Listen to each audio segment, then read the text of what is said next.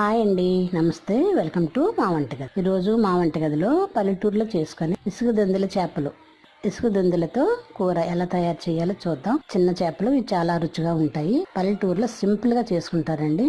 ఎలా తయారు చేయాలో చూద్దాం. చేపల కూర వండటం రాని వాళ్ళు కూడా సింపుల్ గా చేసుకోవచ్చు.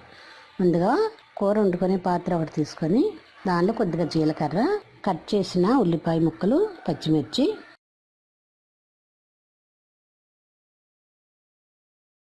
ఒక టమాటా చిన్న ముక్కలుగా కట్ చేసి వేసుకున్నాను. ఉల్లి, పచ్చిమిర్చి, టమాటా ముక్కలు కూడా వేసుకొని ఇప్పుడు దీనిలో కూరకి సరిపడా కారం వేసుకుందాం. నేనైతే 2 టేబుల్ స్పూన్లు వేసానండి.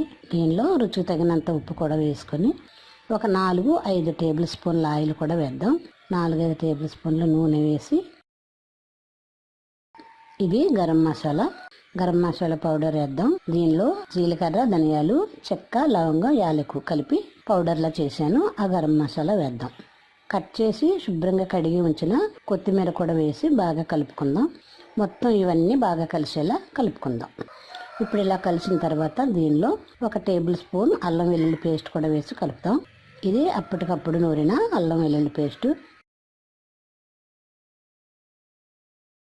ఇప్పుడు దీనిలోనే శుభ్రం చేసి నీట్గా కడిగిన చేపలను వేద్దాం.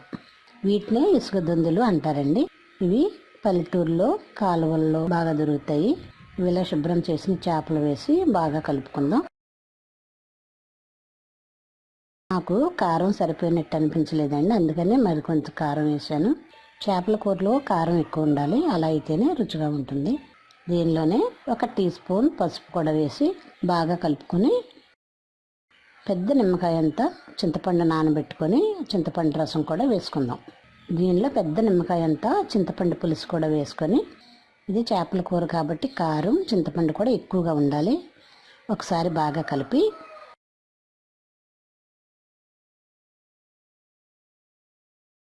కూరకు సరిపడా 1 గ్లాసు నీళ్లు కూడా పోసుకొని మూత పెట్టి స్టవ్ పై మీడియం ఫ్లేమ్లో ఒక 10-15 నిమిషాలు ఉడకనిస్తే కూర రెడీ అవుతుంది.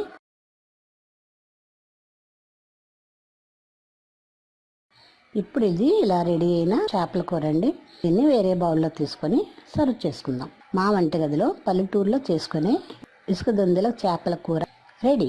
మరిన్ని వంటల కోసం మా వంటగదిని సబ్స్క్రైబ్ కాగలరు. ధన్యవాదములు.